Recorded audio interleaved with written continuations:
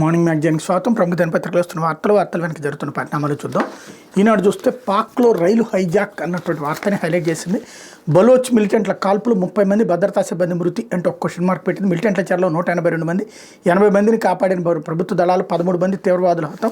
పాకిస్తాన్లో వేర్పాటువాద బలోచ్ మిలిటెంట్లు మంగళవారం చెలరేగిపోయారు. ప్రయాణికుల రైలుపై దాడికి దిగి హైజాక్ చేశారు. 6 భద్రతా సిబ్బందిని చంపేశారు. అయితే ఈ సంఖ్య 30 దాకా ఉండొచ్చని అనధికారిక సమాచారం. మిలిటెంట్లు 182 మందిని బందీలుగా పట్టుకున్నారు.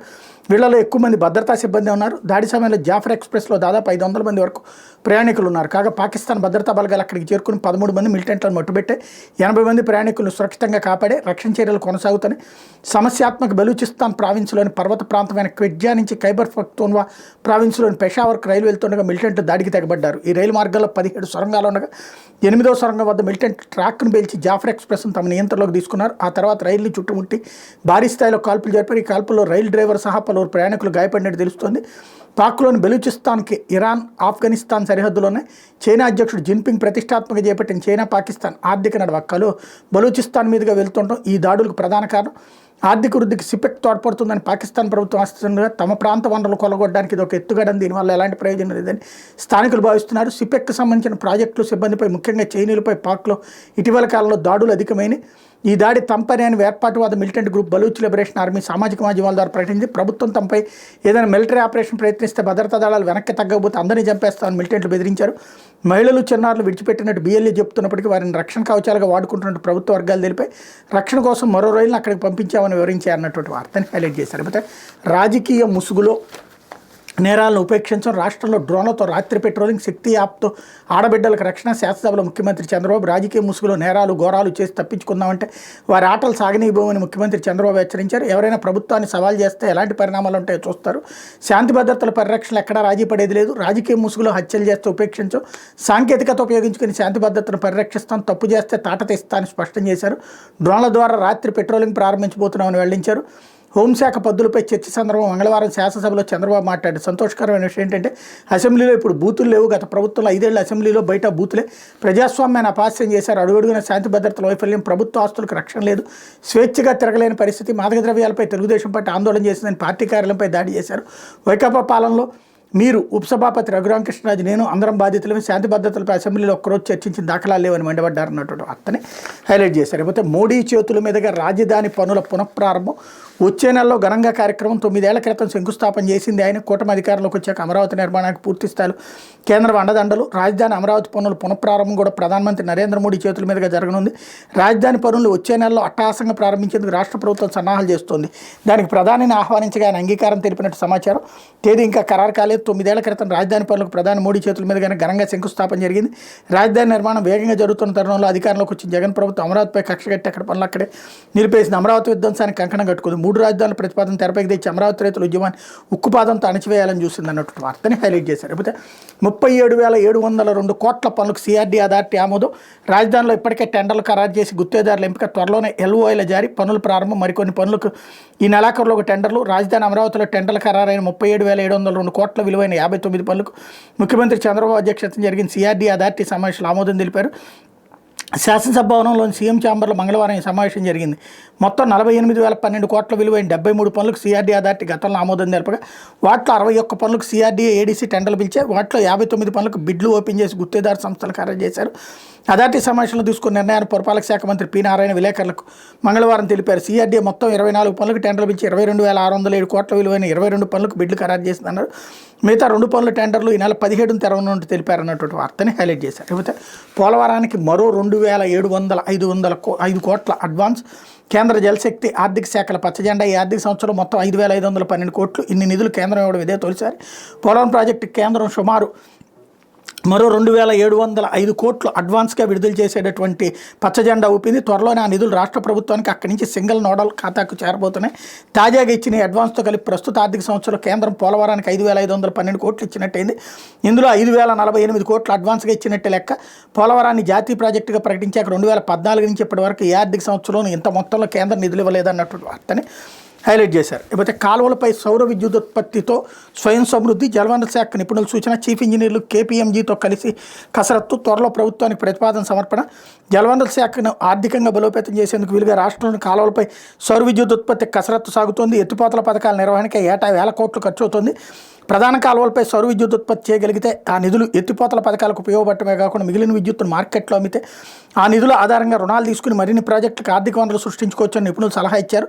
దీని మీద జలవనరుల శాఖలో విస్తృత కసరత్తు సాగుతోంది. ప్రత్యేక ప్రధాన కార్యదర్శి సాయి ప్రసాద్, ఈఎన్సీ ఎం వెంకటేశ్వరరావు దీనిపై రాష్ట్రంలోని సీఈలతో వీడియో కాన్ఫరెన్స్ నిర్వహించారన్నటువంటి వార్తని హైలైట్ చేశారు. లేకపోతే 3 కేటగిరీలుగా ఎస్సీ వర్గీకరణ, రెల్లి ఉపకులాలకు 1%, మాదిగ ఉపకులాలకు 6.5%, మాల ఉపకులాలకు 7.5% ప్రభుత్వానికి ఏకసభ్య కమిషన్ నివేదిక ఇచ్చింది అన్నటువంటి వార్తని హైలైట్ చేశారు. ఇదే చాలా కీలకమైనటువంటిది. ఏదైతే ఎస్సీల వర్గీకరణకు సంబంధించి ఆంధ్ర మాదిగ సామాజిక వర్గానికి సుదీర్ఘకాలం పాటు అండగా నిలబడ్డటువంటి తెలుగుదేశం ఇక్కడ ఆంధ్రాలో మాల సామాజిక వర్గం ఎక్కువ ఉంటుంది కాబట్టి వాళ్ళకి ఎక్కువ రిజర్వేషన్ కల్పిస్తా నిర్ణయం తీసుకుంటోంది. లేకపోతే ఎన్ని కాన్పులైనా ఉద్యోగులకు ప్రసూతి సెలవులు, సంతానోత్పత్తి రేటు 2.1% పెంచేలా ప్రణాళికలు, దేశాభివృద్ధిలో జనభాగస్వామ్యం కార్యశాలలో సీఎం చంద్రబాబు అన్నటువంటి వార్తని హైలైట్ చేశారు. మరోవైపు రౌడీ షీటర్ బోరగడ్డ అనిల్కి హైకోర్టు షాక్, మధ్యంతర బెయిల్ పొడిగించేందుకు యత్నం, అభ్యర్థనను తోసిపుచ్చిన న్యాయమూర్తి సాయంత్రం 5 లోపు జైల్లో లొంగిపోవాల్సిందని స్పష్టీకరణ, చెన్నైలో ఉన్నాడంటే విమానంలోనే రావాల్సిందనే ఆదేశం, లొంగిపోని బోరుగడ్డ, కోర్టు ఆదేశాలు బేఖాతర్, నకిలీ వైద్య ధ్రువపత్రంతో బుడ్డి కొట్టించిన రౌడీ షీటర్ బోరుగడ్డ అనిల్ కుమార్కి హైకోర్టు షాక్ ఇచ్చింది. తల్లి అనారోగ్యాన్ని సాగ్గా చూపుతూ గతంలో పొందిన మధ్యంతర బెయిల్ను పొడిగించేందుకు అనిల్ చేసిన ప్రయత్నానికి చెక్ పెట్టింది. మధ్యంతర బెయిల్ను పొడిగించే ప్రసక్తి లేదని గతంలో ఇచ్చిన ఉత్తర్వుల మేరకు ఈ నెల 11న మంగళవారం సాయంత్రం 5 గంటలలోపు రాజమహేంద్రవరం కేంద్ర కారాగారం సూపరింటెండెంట్ ముందు లొంగిపోవాల్సిందని తేల్చి చెప్పింది. హైకోర్టు న్యాయమూర్తి జస్టిస్ వెంకట జ్యోతిర్మయి మంగళవారం మేరకు ఉత్తర్వులు జారీ చేశారు. అనిల్ కుమార్ ప్రస్తుతం చెన్నైలో ఉన్నాడని ఆయన న్యాయవాది కోర్టుకు చెప్పారు. న్యాయమూర్తి తీవ్రంగా స్పందిస్తూ విమానంలోనే వచ్చి సాయంత్రం 5 గంటలలోపు జైల్లో లొంగిపోవాలని స్పష్టం చేశారు. వైకాపాయంలో తెలుగుదేశం పార్టీ అధినేత చంద్రబాబు, జనసేన అధ్యక్షుడు పవన్ కళ్యాణ్ తదితర విపక్ష నాయకులు వారి కుటుంబీకులపై సామాజిక మాధ్యమాలు అసభ్య పదజాలంతో బోరుగడ్డ అనిల్ పెట్టిరేగిపోయాడు అన్నటువంటి వార్తని హైలైట్ చేశారు. లేకపోతే ఆయన కాపాడారు, వారు మళ్ళీ దూకారు అంటూ ఆర్థిక ఇబ్బందులు భరించలేక 2 పిల్లలతో కలిసి తల్లి కాలువలు దూకి ఆత్మహత్యకు యత్నించారు. అటుగా వెళ్తున్న ఒకరు తల్లి కుమారుని కాపాడి ఒడ్డుకు చేర్చారు. కుమార్తెను రక్షించేలోకి కుమారుడితో కలిసి తల్లి మళ్ళీ కాలువలో దూకారు. ఈ ఘటన విజయనగరం జిల్లా వంగర మండలంలో చోటు చేసుకుంది అన్నటువంటి వార్తని ఇక్కడ హైలైట్ చేశారు. లేకపోతే నకిలీ తిరుమల తిరుపతి దేవస్థానం మెయిల్తో మోసాలు, భక్తులను బుర్రి కొట్టించిన వ్యక్తి అరెస్ట్, అధికారిక మెయిల్కి నకిలీ ఐడి సృష్టించి భక్తులు మోసగిస్తున్న హైటెక్ మోసగాడిని అరెస్ట్ చేసినట్టు తిరుమల 2 టౌన్ సిఐ శ్రీరాముడు తెలిపారు. మంగళవారం వెల్లడించిన వివరాల ప్రకారం శ్రీ సత్యసాయి జిల్లా కొత్త చెరువుకు చెందిన బోయ పవన్ కళ్యాణ్ పాత నేరస్తుడు. ఇతడు తొలుత తన ఫోన్ నెంబర్లను ట్రూ కాలర్లో తిరుమల తిరుపతి దేవస్థానం జేఈఓ ఆఫీస్ తిరుమలాని కనిపించేలా నమోదు చేసుకున్నాడు. దీంతోపాటు తిరుమల తిరుపతి దేవస్థానం ఈవో జీమెయిల్ అడ్రస్ను పోలేలా నకిలీ జీమెయిల్ ఐడిని రూపొందించుకున్నాడు. యాత్రికులు శ్రీవారి దర్శన టికెట్ కోసం గూగుల్లో సెర్చ్ చేసినప్పుడు తిరుమల తిరుపతి దేవస్థానం మెయిల్తో పాటు ఈ నకిలీ మెయిల్ కూడా డిస్ప్లే అయ్యేది. పలువురు భక్తులు తిరుమల తిరుపతి దేవస్థానం మెయిల్ అడ్రస్లు ప్రతిపాదన లేఖను పంపడంతో పాటు నకిలీ మెయిల్కు సీసీలు పంపేవారు. నిందితుడు ఆ భక్తులకు ఫోన్ చేసి తాను తిరుమల జేఈఓ కార్యాలయంలో పనిచేస్తున్నాను పరిచయం చేసుకునేవాడు. దర్శన టికెట్ ఏర్పాటు చేస్తాను, కొంత ఖర్చు అవుతుందని చెప్పి వారి నుంచి అకౌంట్లకు నగదు వేయించుకునేవాడు. ఆపై నెంబర్ బ్లాక్ చేసేవాడు. ఇలా ఇప్పటి వరకు చాలామంది భక్తుల నుంచి 90,000 వరకు దోచుకున్నట్టు పోలీసులు గుర్తించారు.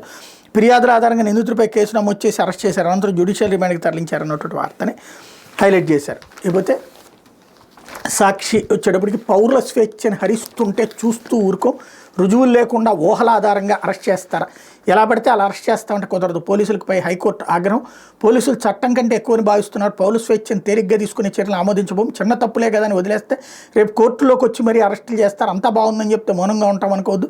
మ్యాజిస్ట్రేట్లు సైతం యాంత్రికంగా రిమాండ్లు విధిస్తున్నారు. సోషల్ మీడియా యాక్టివిస్ట్ అవుతు శ్రీధర్ రెడ్డి రిమాండ్ చట్టవిరుద్ధం, సెక్షన్ 47(1) ప్రకారం పోలీసులు నడుచుకోలేదు, ఆ ఉత్తర్వులను రద్దు చేస్తున్నామంటూ స్వేచ్ఛగా మాట్లాడడం, భావ వ్యక్తీకరణ లాంటి వాటి గురించి మన పోలీసు యంత్రాంగానికి బోధించాల్సిన సమయం అవసరమైంది.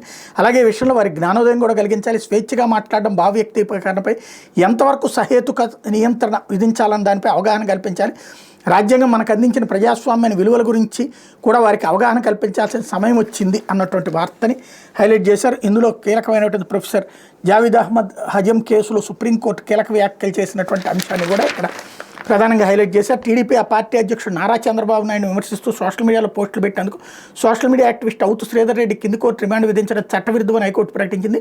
ఈ మేరకు రిమాండ్ ఉత్తర్వులను రద్దు చేస్తూ న్యాయమూర్తులు జస్టిస్ రావు రఘునందనరావు, డాక్టర్ జస్టిస్ కుంభజేడల మన్మథరావు ధర్మాసనం తీర్పు వెలువరించింది. తీర్పు కాపీ అందిన వెంటనే శ్రీధర్ రెడ్డిని విడుదల చేయాలని నెల్లూరు జిల్లా జైలు సూపరింటెండెంట్ ధర్మాసనం ఆదేశించింది. ఈ కేసు విచారణ సందర్భంగా హైకోర్టు ధర్మాసనం పలు ఘాటు వ్యాఖ్యలు చేసింది. హౌస్ శ్రీధర్ రెడ్డి అరెస్ట్ విషయంలో పోలీసులు అడుగడుగున ఉల్లంఘనలకు పాల్పడ్డారని స్పష్టం చేసింది. ఎలాంటి రుజువులు లేకుండా పోలీసులు తమ ఊహాధారంగా అరెస్టులు చేస్తారు చేస్తానంటే కుదరదని పేర్కొంది. ఇలా నిబంధనలకు విరుద్ధంగా అరెస్టులు చేస్తూ పౌరుల స్వేచ్ఛను హరిస్తానంటే చూస్తూ ఊరుకోబోని హెచ్చరించింది. మ్యాజిస్ట్రేట్లు సైతం ఏమీ చూడకుండా యాంత్రికంగా వ్యవహరిస్తున్నారు. ఈ కేసు విచారణ సందర్భంగా హైకోర్టు ధర్మాసనం ఘాటుగా వ్యాఖ్యానించింది. వ్యక్తులు ఎవరన్నా తమకు ముఖ్యం కాదని, పోలీసుల చర్యలు న్యాయమా అన్యాయమా అన్నది ముఖ్యమని తేల్చి చెప్పింది. పోలీసులు చట్టం కంటే ఎక్కువ అనుకుంటున్నారు, ప్రతి ఒక్కరూ చట్టానికి లోబడి పనిచేయాల్సి ఉంటుందని స్పష్టం చేసింది. పౌరుల హక్కుల్ని స్వేచ్ఛను పరిరక్షించాల్సిన బాధ్యత తమపై ఉందని, పౌరుల స్వేచ్ఛను తేలిగ్గా తీసుకునే చర్యలను తాము ఎంతమాత్రం అనుమతించబోమంది. చట్టాన్ని ఉల్లంఘిస్తామంటే కుదరదని పోలీసులకు తేల్చి చెప్పింది. ఎలా పడితే అలా అరెస్టులు చేసి మ్యాజిస్ట్రేట్ల ముందు హాజరుపరుస్తామంటే చూస్తూ ఊరుకునేది లేదండి. ఇలాంటి చర్యలను ఎట్టి పరిస్థితుల్లో అనుమతించబోమని ధర్మాసనం స్పష్టం చేసింది. చిన్న తప్పులే కదా అని వదిలేస్తే రేపు కోర్టులోకి వచ్చి అరెస్టులు చేయడానికి కూడా వెనకాడని వ్యాఖ్యానించింది. అంతా బాగుందని చెప్పేస్తే తాము మౌనంగా ఉండిపోతామని అనుకోవద్దని పోలీసులకు తేల్చి చెప్పింది. శ్రీధర్ రెడ్డిని అరెస్ట్ చేసి హాజరుపరిచినప్పుడు మొదట మ్యాజిస్ట్రేట్ రిమాండ్ తిరస్కరించారని, దీంతో ఆయన స్వేచ్ఛగా వదిలేయాల్సిన పోలీసులు మళ్లీ అరెస్ట్ చూపారని పేర్కొంది. మ్యాజిస్ట్రేట్ సైతం రిమాండ్ రిపోర్ట్లోని అంశాలు లోతుగా పరిశీలించకుండా శ్రీధర్ రెడ్డికి రిమాండ్ విధించారని ధర్మాసనం ఆక్షేపించింది. ప్రతి దశలోనూ పోలీసులు చట్ట ఉల్లంఘనలకు పాల్పడ్డారని, శ్రీధర్ రెడ్డి అరెస్టు విషయాన్ని సైతం సరైన పద్ధతిలో సంబంధికులకు తెలియజేయలేదని ప్రస్తావించింది. రిమాండ్ రిపోర్టును పరిశీలిస్తే BNSS సెక్షన్ 47(1) కింద అరెస్టు విషయాన్ని తెలియజేయలేదని తెలిపింది. అందువల్ల శ్రీధర్ రెడ్డి నిర్బంధం అక్రమని ధర్మాసనం తేల్చి చెప్పింది. సెక్షన్ 47(1) ప్రకారం అరెస్టు విషయాన్ని నిర్బంధంలో ఉన్న వ్యక్తికి వెంటనే తెలియజేసి తీరాల్సి ఉంటుందని పేర్కొంది. శ్రీధర్ రెడ్డిని హాజరుపరిచినప్పుడు సెక్షన్ 47(1) ప్రకారం అరెస్టు గల కారణాలను నిందితుడికి తెలియజేయలేదన్న కారణంతో మ్యాజిస్ట్రేట్ రిమాండ్ను తోసిపుచ్చారు. సెక్షన్ 47(1) పోలీసుల చట్టం నిర్దేశించిన విధి విధానాలు పాటించిన పక్షంలో నిందితుడిని స్వేచ్ఛగా వదిలేయాలని చట్టం చెబుతోంది. ఈ కేసు విషయానికి వస్తే పోలీసులు చట్టపరమైన విధి విధానాలు పాటించకపోయినా కూడా నిందితుడికి మ్యాజిస్ట్రేట్ రిమాండ్ విధించారు. తద్వారా మ్యాజిస్ట్రేట్ యాంత్రికంగా వ్యవహరించారు. అందువల్ల శ్రీధర్ రెడ్డి రిమాండ్ చట్టవిరుద్ధమని హైకోర్టు స్పష్టం చేసింది. కింది కోర్టు రిమాండ్ ఉత్తర్వులు రద్దు చేస్తున్నట్టు తెలిపింది. అయితే శ్రీధర్ రెడ్డిపై నమోదు చేసిన కేసులో దర్యాప్తు కొనసాగించుకోవచ్చని పోలీసులకు చెప్పింది. తన భర్త అవుతూ శ్రీధర్ రెడ్డికి రిమాండ్ విధిస్తూ కింది కోర్టు ఇచ్చిన ఉత్తర్వులపై చట్టవిరుద్ధం అంటూ ఝాన్సీ వాణి రెడ్డి హైకోర్టులో పిటిషన్ దాఖలు చేసి వ్యాజ్యంపై జస్టిస్ రఘునందనరావు ధర్మాసనం మంగళవారం మరోసారి విచారణ జరిపింది. పిటిషన్ తరపున పాపిడప్పు శశిధర్ రెడ్డి వాదనలు వినిపించక ప్రభుత్వం తరపున యతీంద్రదేవ్ వాదనలు వినిపించారన్నటువంటి వార్తని హైలైట్ చేశారు. లేకపోతే రీల్ పోస్ట్ చేయడం బలవంతపు వసూల, సోషల్ మీడియాలో పోస్టులు బలవంతపు వసూల కిందకు వస్తాయి. రిమాండ్ రిపోర్ట్లు అలా ఎలా పేర్కొంటారు? మ్యాజిస్ట్రేట్ రిమాండ్ రిపోర్ట్లోని అంశాలను క్షుణ్ణంగా పరిశీలించలేదు, రొటీన్గా రిమాండ్ ఉత్తర్వులు ఇచ్చేస్తున్నారు.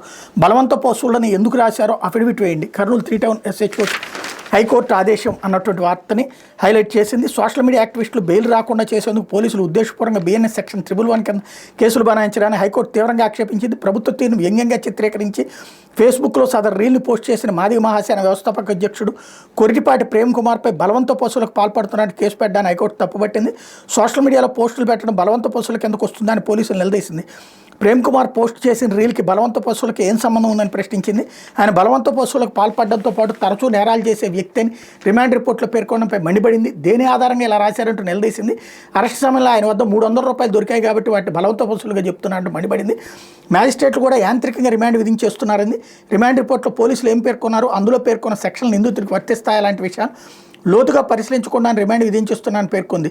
తమ ముందుకు వస్తున్న కేసులను పరిశీలిస్తే మ్యాజిస్ట్రేట్లు యాంత్రికంగా వ్యవహరిస్తున్న విషయం స్పష్టంగా కనిపిస్తోందని హైకోర్టు పేర్కొంది. మ్యాజిస్ట్రేట్లు రొటీన్గా రిమాండ్ ఉత్తర్వులు ఇచ్చేస్తున్నారని, మ్యాజిస్ట్రేట్లు యాంత్రికంగా వ్యవహరిస్తున్నా తాము మాత్రం బుర్రలో ఉపయోగించే విచారణ జరుపుతున్నామని వ్యాఖ్యానించి నిందితుడిని అరెస్ట్ చేసే సమయంలో అతను ఎక్కడ ఉంటే అక్కడ పంచాయతీదారుల సమక్షంలో జరగాల్సి ఉంటుందని తెలిపింది. అయితే ప్రేమ్ కుమార్ అరెస్ట్ విషయంలో కర్నూలు పోలీసులు అక్కడ పంచాయతీదారులు గుంటూరుకు తీసుకురావడంపై హైకోర్టు ఒకంత విస్మయం వ్యక్తం చేసింది. ఇలా చేయడానికి చట్టం అనుమతిస్తోందని నిలదీసింది. ప్రేమ్ కుమార్ వ్యంగ్యంగా నాటక రూపంలో ఓ రీల్ని చేసి పోస్ట్ చేశారు. ఇందులో బలవంత వసూలు అంశం ఎక్కడుందని ప్రశ్నించింది. ఇలాంటి తీరుని ఎంత మాత్రం సహించేది లేదని, ప్రేమ్ కుమార్ బలవంత వసూలుకు పాల్పడుతున్నట్టు కేసు పెట్టా ఎలా సమర్థించుకుంటారో పోలీసులు చెప్పి తీరాలని హైకోర్టు స్పష్టం చేసింది. దీనికి సంబంధించి కర్నూలు 3 టౌన్ SHO అఫిడవిట్ దాఖలు చేయడంతో పాటు తమ ముందు వ్యక్తిగతంగా హాజరు కావాలని ఆదేశించింది. ఈ సమయంలో పిటిషనర్ తరపు న్యాయవాది వేలూరు మహేశ్వర్ రెడ్డి జోక్యం చేసుకుంటూ జిల్లా ఎస్పీని సైతం అఫిడవిట్ దాఖలు చేసే ఆదేశాలు ఇవ్వాలని ధర్మాసనాన్ని కోరారు. దీనిపై హైకోర్టు స్పందిస్తూ మిగిలిన ప్రతివాదులు కూడా కౌంటర్ దాఖలు చేయాలనుకుంటే చేయవచ్చని పేర్కొంటూ విచారణ ఈ నెల 25కి వాయిదా వేసింది అన్నటువంటి వార్తని హైలైట్ చేశారు. ఇకపోతే హరిపదానికి ఎగిన అభినయ అన్నమయ్య అంటూ టీటీడీ ఆస్థాన విద్వాంసుడు గరిమెళ్ల బాలకృష్ణ ప్రసాద్కి సంబంధించినటువంటి అంత్యక్రియలకు సంబంధించినటువంటి వార్తను హైలైట్ చేశారు. అయితే పేదలకు ఇచ్చిన ఇళ్ల స్థలాలు స్వాధీనం 50,000 మందికి ప్రత్యామ్నాయం చూపుతాం, అమరావతిని వరల్డ్ టాప్ 5 సిటీగా మార్చాలని శాసనసభలో మంత్రి పి నారాయణ స్పష్టీకరణ. 3 ఏళ్లలో రాజధాని రెడ్డి 64,721 కోట్లతో టెండర్లు, మరిన్ని రుణాల కోసం ప్రయత్నిస్తున్నామని వెల్లడన్నటువంటి వార్తని హైలైట్ చేశారు. 45 ఏళ్ల చరిత్రలో నాపై హత్య రాజకీయాలు మరకలేదు, రేపటి నుంచి ప్రభుత్వాన్ని ఛాలెంజ్ చేయాలంటే చెయ్యండి, ఆ తర్వాత ఎలాంటి శిక్ష ఉంటుందో మీరే చూస్తారు, రాజకీయ ముసుగులు నేరాలు చేస్తామంటే చూస్తూరుకొని శాసనసభలో ముఖ్యమంత్రి చంద్రబాబు వ్యాఖ్యలు అన్నటువంటి వార్తని హైలైట్ చేశారు. ఇకపోతే పోసానిపై పైశాచికం అంటూ కేసులు బనాయించి విచారణ పేరుతో వేధించండి. పోలీసులకు బాబు సర్కార్ ఆదేశం పక్కా పన్నాగంతో 17 అక్రమ కేసులు ఫలించి న్యాయ పోరాటం నేడు జైలు నుంచి విడుదలయ్యే అవకాశం అంటూ సినిమాల్లో విలన్లు వృద్ధులు మహిళలు వేధిస్తూ పైశాచికానందం పొందుతున్నట్టు చూపిస్తారు. అక్రమ కేసులతో వేధిస్తున్న చంద్రబాబు సర్కార్ అదే రీతిలో రెడ్ బుక్ పైశాచికత్వాన్ని ప్రదర్శిస్తోంది. తాము బనాయిస్తున్న అక్రమ కేసులు ఎలాగో న్యాయస్థానం నిలబడవు కాబట్టి విచారణ పేరుతో వేధించాలని పోలీసులు పురిగొల్పుతోంది. సినీ నటుడు పోసాని కృష్ణమూర్తిపై లెక్కలకు మించి అక్రమ కేసులు బనాయించింది అన్నటువంటి వార్తని హైలైట్ చేశారు. ఇకపోతే కథం తొక్కిన డ్వాక్రా యానిమేటర్లు అంటూ కూటమి సర్కార్పై ఆగ్రహం వ్యక్తం చేసిన విజయవాడ ధర్నా చౌక్లోని వేలాది మంది ఆందోళన. నచ్చిన వారి నియామకానికి 25 ఏళ్లుగా పనిచేస్తున్న VOLని తీసేస్తారా, కూటమి ప్రభుత్వం వచ్చాక 4500 మందిని తొలగించారంటూ ఆగ్రహం అన్నటువంటి వార్తని హైలైట్ చేశారు. ఇకపోతే రైతులను మోసం చేసిన కూటమి అంటూ చంద్రబాబు ప్రభుత్వం మండలి సాక్షిగా అన్నదాతకు వెన్నుపోటు పొడిచింది. విత్తనాలు లేవు, గిట్టుబాటు ధర లేదు, పెట్టుబడి సాయంగా ప్రతి రైతుకి ఏటా 20,000 ఇస్తామన్నారు. కేంద్ర సాయంతో కల్పిస్తామని ఇప్పుడు చెప్తున్నారు. పంట నష్టపోయిన రైతులకు పరిహారం చెల్లించడం లేదు, ధరలు పడిపోతే పంటలు కొనుగోలు చేయడం లేదు. ఈ 10 నెలల్లోనే వ్యవసాయ రంగం కుదిలేంది. వైఎస్ఆర్సీపీ ఎమ్మెల్సీ వరుడు కళ్యాణ్ ఆగ్రహం అన్నటువంటి వార్తని హైలైట్ చేశారు. అలాగే రైతులకు గిట్టుబాటు ధర ఏది అంటూ బొత్స సత్యనారాయణ స్టేట్మెంట్ను కూడా ఇక్కడ హైలైట్ చేశారు. లేకపోతే ఆంధ్రజ్యోతి వచ్చేటప్పటికి ఆడుదాం అవినీతిపై ఏసీబీ విచారణ. 4.5 ఏళ్లు క్రీడలను గాలికి వదిలేసిన వైసీపీ చివరి ఏడాది మాత్రం రాష్ట్రం అంతటా ఓట్లాట. టీషర్ట్లపై వైసీపీ రంగులు, జగన్ బొమ్మలు, ప్రచారం ఏమంత అస్మదీయుల జేబులోకి. మైదానంలో వైసీపీ కార్యకర్తల దాడావిడి. ఆడుదాం ఆంధ్ర పేరిట 119 కోట్లు ఖర్చు. క్రీడాకారులకు నాసిరకం కిట్లు, ఈవెంట్ నిర్వహణ, ముగింపు సభ, ప్రైజ్ మనీ అన్నిట్లో దోపిడీ అంటూ నాటి మంత్రి రోజా షాప్ చైర్మన్ బైరెడ్డి మీద ఆరోపణలు అన్నటువంటి వార్తని హైలైట్ చేశారు. లేకపోతే తప్పు చేస్తే తాట తీస్తామంటే చంద్రబాబు స్టేట్మెంట్. ఎస్సీ వర్గీకరణపై సీఎంకు చేరే నివేదిక. అట్లాగే బోరుగడ్డ పరార్ అన్నటువంటిది హైలైట్ చేశారు. మరోవైపు రైలు హైజాక్ పాకిస్తాన్లోని బెలూచిస్తాన్లో ఘటనది ఇక్కడ హైలైట్ చేశారు. మరోవైపు 348.75 లక్షల కోట్లు. 20 రోజులు అమెరికా స్టాక్ మార్కెట్ మూటగట్టుకున్న నష్టం మన దేశ బడ్జెట్కి ఇది 7 ట్రంప్ భస్మాసురాస్త్రం ఫలితం. సుంకాల యుద్ధం, యథేచ్ఛగా ఉద్యోగుల తొలగింపుతో అమెరికాలో ఆర్థిక అనిశ్చితి. పెట్టుబడులు వెనక్కి తీసుకుంటున్న ఇన్వెస్టర్లు, తీవ్ర ఆందోళనలు కార్పొరేట్ కంపెనీలు. కెనడా కార్లు, కలప, విద్యుత్ మాకు అవసరం లేదు. ఆ దేశంపై సుంకాలు డబుల్. ట్రంప్ టెస్లా షేర్ల ధర పడిపోతున్న నేపథ్యంలో ఆ సంస్థ కారు కొంటానని ప్రకటించిన ట్రంప్ సుంకాల తగ్గింపై అమెరికాకి హామీ ఇవ్వలేదు. పార్లమెంటరీ కమిటీకి వెల్లడించిన కేంద్రం అన్నటువంటి వార్తని హైలైట్ చేశారు. ఇది దినపత్రికలో వచ్చినటువంటి వార్తలు వెనకాల జరుగుతున్నటువంటి పరిణామాలు.